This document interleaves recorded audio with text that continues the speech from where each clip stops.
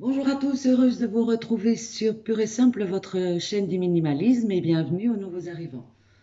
Nous allons aborder aujourd'hui le monde digital. Nos objets connectés, on ne peut plus s'en passer, on ne peut pas imaginer notre vie sans eux, et c'est vrai qu'ils nous rendent de grands services, mais ils peuvent devenir aussi parfois un petit peu envahissants. Alors comme toujours dans le minimalisme, on va commencer par se débarrasser du superflu, pour ensuite gagner du temps et de l'espace. Le téléphone. Une chose facile et rapide à faire est de passer en revue toutes les applications que vous avez téléchargées, de vous poser la question de savoir si elles sont toujours utiles et si ce n'est pas le cas, de les désinstaller. Un écran plein de notifications, ça nous donne envie d'aller voir ce qui s'y passe. Et bien souvent, quand on lève la tête, une bonne heure est passée et on ne sait pas où elle est passée d'ailleurs. Donc au mieux, retirez les notifications de ce qui ne vous est pas essentiel. Vous pouvez aussi vous mettre en mode avion, ce qui vous permettra de vous concentrer, d'éviter les appels intempestifs. En ce qui concerne ces coups de téléphone-là, vous pouvez vous inscrire sur la liste Ne m'appelez plus et demander à ce que votre numéro ne figure plus dans les listes d'appels des annonceurs publicitaires. Pensez aussi à sauver vos photos, vos vidéos sur un disque dur, sur votre PC ou votre Mac, ou sur le cloud.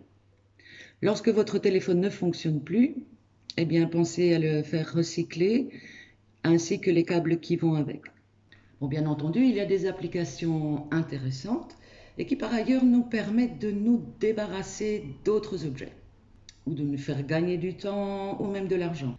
Il y en a certaines que je trouve particulièrement utiles. Un exemple, c'est Stockcard. Vous pouvez scanner vos cartes de fidélité, ce qui évite l'encombrement dans votre portefeuille. Et de nombreuses applications nous permettent aussi de nous débarrasser de certains objets. Je ne vais pas faire plaisir à tout le monde, mais j'y vais quand même. Les CD. Personnellement, je n'ai plus de CD. YouTube, Shazam, Spotify et toute autre plateforme musicale proposent toutes les musiques que vous pouvez imaginer, ce qui vous permet de vous débarrasser non seulement de vos CD, mais du lecteur aussi. Même chose pour les DVD, on peut aller sur des plateformes et regarder les films en streaming ou les commander directement à partir de son téléviseur. Je n'ai donc plus de lecteur DVD non plus. J'adore les livres de cuisine, je trouve toujours les photos très alléchantes, mais en général je fais une ou deux recettes et le reste du livre de cuisine n'est jamais consulté. J'ai donc décidé de me séparer de mes livres de cuisine en les offrant. Et puis lorsque j'ai besoin d'une recette, je la trouve très facilement sur le net. On peut également scanner ou photographier les recettes qui nous intéressent le plus et se débarrasser du livre ensuite. Encore de la place de gagner. Et j'en arrive à un sujet très sensible, celui des livres en général. Je suis une lectrice compulsive, j'adore lire et au jour d'aujourd'hui, je dois avoir lu quelques tonnes de bouquins. Et malgré tout, je me suis séparée de 98% de mes livres. J'ai gardé quelques livres que je trouvais intéressants, surtout des livres avec du contenu. Et j'ai remplacé les autres par une liseuse.